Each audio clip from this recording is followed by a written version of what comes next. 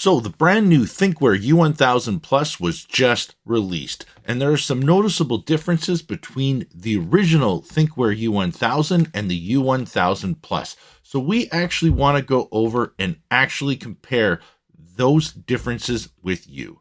So let's start out with the brand new U1000 Plus now has a 4K Sony Starvis-1 IMX515 image sensor, which now supports HDR, which means it's going to have better night vision.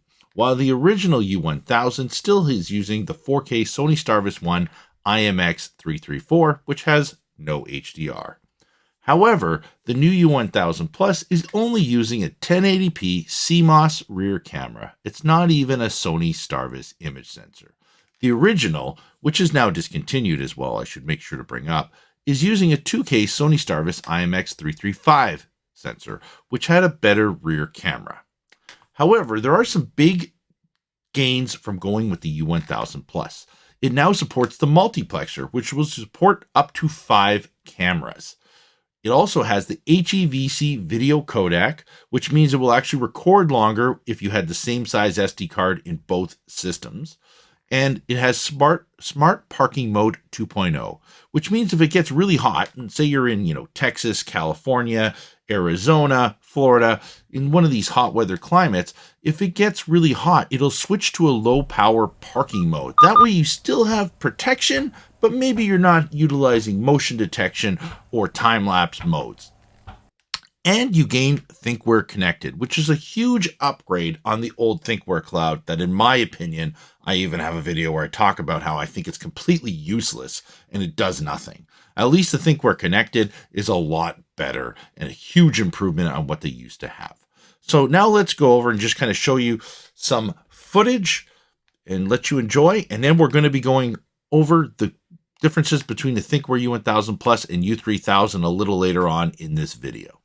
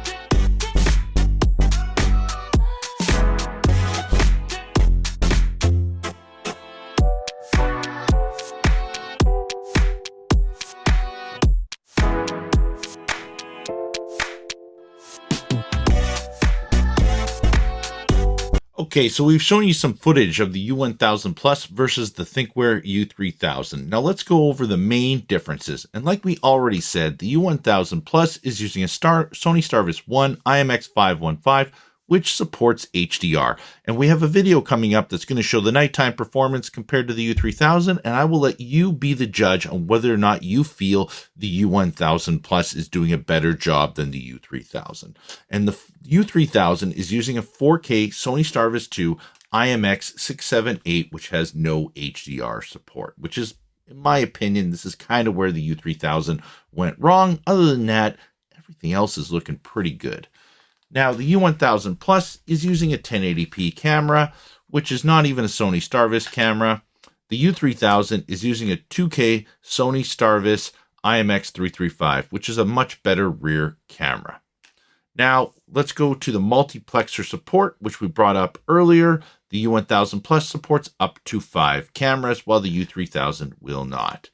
When it comes to the radar module parking mode, the U1000 Plus only has an add-on available that will only work on the front camera, while the U3000 has front and rear radar parking mode built in. And when this first came out, there was a bunch of controversy basically saying that like Thinkware purposely sold us a product where the rear radar doesn't work at all. But what ended up happening is people just weren't plugging the connection in all the way, which Retro Car Guy actually brought up and exposed, and ended up finding out that it really wasn't a big deal. But just make sure to plug in the cable the entire way for your rear radar to work. Now, when we look at the U1000 Plus, it only has a 135-degree front viewing angle, while the U3000 has a 152-degree wide viewing angle, which is a much wider view. When it comes to SD card support, the U1000 Plus will support up to a 512 gigabyte, which I know lots of Thinkware supporters have been asking for quite a while, while the U3000 currently on their webpage still only supports up a 256 gig micro SD card. Now, the U1000 Plus is not going to support a CPL filter at this current time. Now, they are going to try and work on something for the future, but the way the actual lens is built, it's a little domed, so their current CPL filter will actually not work. The U3000, the CPL filter does come in the box, so there are some positives and negatives. Really, you have to make a decision on what you want. If you are looking to try and, maybe have a 360 degree recording while driving or while parked, obviously the U1000 Plus is going to be the only option for you. Keep in mind that it's still only 1080p cameras, but I guess Tesla has been doing it for quite a while, and I know a lot of people say those are 720p, so I guess it's an upgrade on the Tesla. And we actually did some current draw on the U1000 Plus, which I've posted, and believe it or not, even with all 5 cameras hooked up, it's going to draw 6 milliamps of current draw if you're using the impact-only parking mode, which is quite impressive. That means it would last for quite a few days in that mode. Anyways, let's show you some nighttime footage of the U3000 and U1000 Plus, and I'll let you make a decision on which one you think is right for you.